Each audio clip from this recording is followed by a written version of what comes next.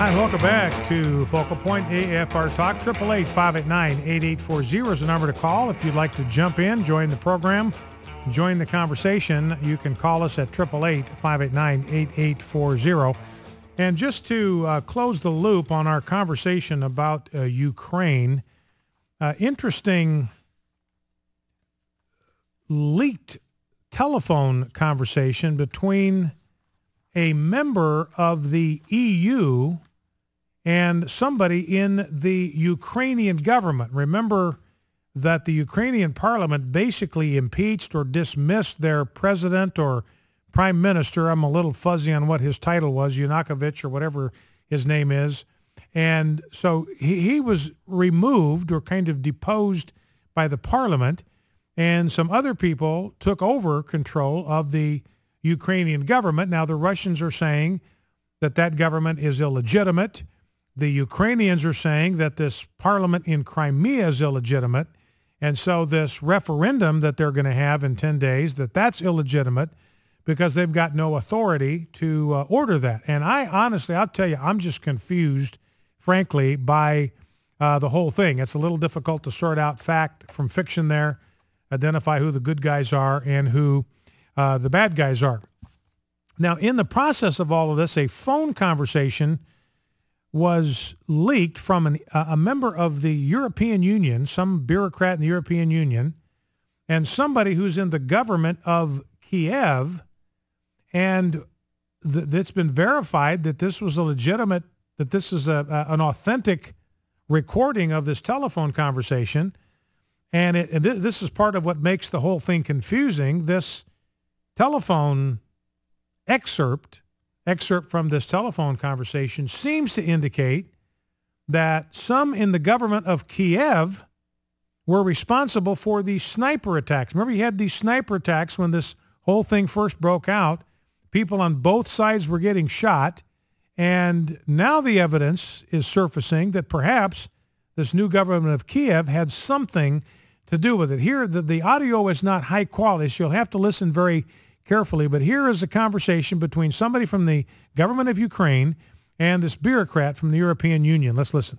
All the evidence shows that people who were killed by snipers from both sides, among policemen and people from the streets, that they were the same snipers killing people from both sides. So that, and then she also showed me some photos.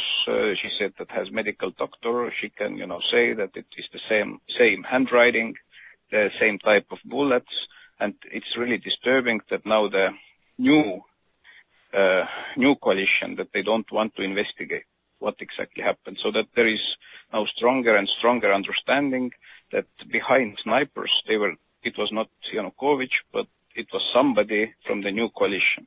All right, so it wasn't Yanukovych that did this. It was somebody from the new coalition, a sniper there that was killing people on both sides. So that makes it really confusing to know what's going on in Ukraine. Now, number to call, by the way, is 888-589-8840, 888-589-8840. John Bolton out today at CPAC, by the way, saying that the biggest threat to our national security is Barack Obama, saying our biggest national security crisis is not Russia, it is Barack Obama.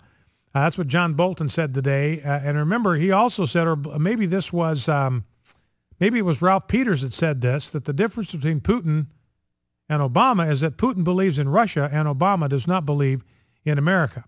But an American anchor for Russia Today television, this is clip 3, she did something rather unusual after her broadcast 2 nights ago. Now, she's an American, came here to the United States from the former Soviet empire.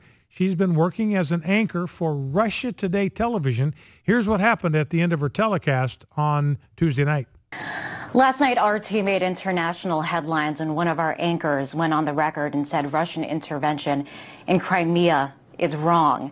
And indeed, as a reporter on this network, I face many ethical and moral challenges, especially me personally, coming from a family whose my grandparents came here as refugees during the Hungarian Revolution, ironically to escape the Soviet forces.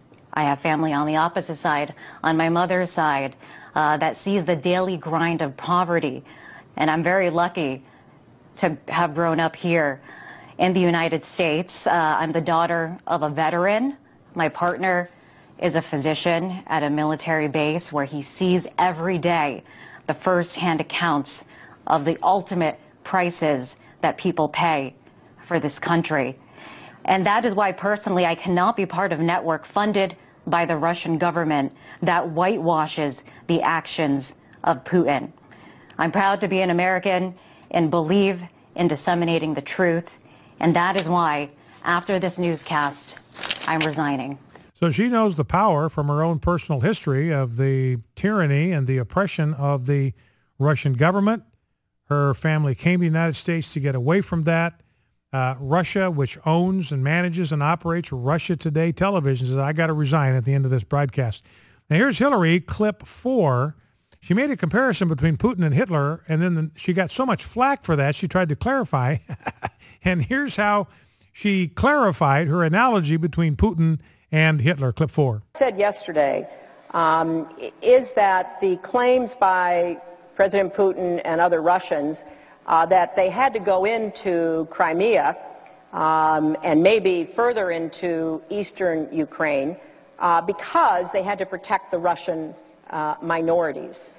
And that is reminiscent of claims that were made back in the 1930s when Germany under the Nazis kept talking about how they had to protect German minorities. And Hillary Clinton is actually right about that. She is exactly right. The justification that Russia has used to go into Crimea is you got so many ethnic Russians there. We have to be concerned about them. Their rights are at risk. Their security is at risk. They are Russians. We have to, as the Russian nation, we got to go in and protect them. This is exactly the justification that Hitler used to go into places like Poland and Czechoslovakia and the Sudetenland and all that stuff. Same exact deal. Got Germans there. I, as their beloved chancellor, I must go in there and protect them from these bad people. By the way, Russia yesterday fired off a ballistic missile that's capable of carrying a nuclear warhead. I mean, they shoot it off less than 280 miles from Crimea. That's where they fired the thing, and they're firing it in the other direction. But obviously, it's close enough to Crimea that they're saying, hey, look, we could point this thing the other way, and you would be toast. And this is a missile that's capable of carrying a nuclear warhead, and Russia made a big deal out of letting everybody know, hey, we hit the target that we were aiming at right on the button. You know, some real questions among the part of a lot in Congress. How come we had no intelligence about this invasion by Russia? We were caught completely flat-footed by this. Pentagon wasn't ready for it. CIA wasn't ready for it. Pentagon saying you don't have to worry about it. It's not going to happen. CIA wasn't so sure, but the reality is nobody was ready for this sudden invasion of Russia. And we're finding out now that China is boosting their military budget by 12.2%. 12.2% at the same time we are downsizing. Probably not a great idea. Number to call, 888-589-8840. Let's go to Greg in Lafayette, Indiana. Greg, welcome. What's on your mind? Yeah, I have a question. I have a couple questions for you now. First of all, do you think Obama is taking the right approach, cutting Russia off economically and not sending troops over to Ukraine or preparing, military bases over there to become active? Well, I'm not a foreign policy expert. The one thing I do know is that I do not believe we ought to send troops over there. I don't think our military ought to be sent someplace to die for Ukrainians. I just don't believe that. I think that's something that the Ukrainian people are going to have to figure out how to defend themselves. Other nations can look at what happens to Ukraine and says, come to the United States and say, hey, help us figure out how you built a military up to the place where you could defend yourself. So I have no problem with economic sanctions and all that kind of thing. I mean, they're revoking visas and stuff that to me that seems kind of meaningless to me, and it's not going to matter whatsoever to Putin. There aren't a lot of assets, Russian assets, as I understand it, even to seize. So it seems to me whatever these sanctions are, they're basically going to be meaningless, and Putin will just laugh at them. Anyway, go ahead, Greg. Okay, the other question is, this goes back to Obama's approach to Syria and all that stuff. Do you think, Russia's hostility and, recent, activity against American policy, do you think that's a sign that, hey, we're we're starting to step up a little bit more than, how we used to be. Talking They're about a little bit more bold with their actions. Russia being more aggressive. Yeah, not just towards Americans, but it's pointed towards it. I mean, with their and I think you're probably right about that, and I appreciate the call, Greg. I did read an article about the Russian military, and I don't have it in front of me. I got it somewhere in the stack here. But the point that the author of this article made is that the Russian military is actually not in very strong shape. Their enlistment periods are basically last for 12 months and 12 months only. So you're not going to have a very experienced, highly trained military. Morale is very low in the Russian military. For them to actually be a presence, I mean, even going into Crimea or Ukraine, the supply lines would be probably far too long for them to be able to sustain over any length of time. And that may be one of the reasons why the Pentagon didn't think they were going into Crimea, that their military is just not very strong. So I think in terms of Russia kind of expanding by military force, expanding their perimeters rapidly is probably not very likely, but they are still looking. I believe Putin still wants to reassemble the former Soviet empire. I think they're still rankled by the fact that these nations like Estonia and Lithuania and Latvia and Ukraine were once a part of the Russian Empire, and now they're independent, they're on their own. I don't think they like that. Kind of like the Muslims that way. Remember, the Muslim philosophy is if we've ever been in control of any part of the world, that part of the world permanently belongs to Islam. That's why they still lay claim to Spain. They once controlled it. They think it belongs to them by right. Russians tend to think the same way. Focal Point AFR Talk. We'll be right back after the news. Stay with us.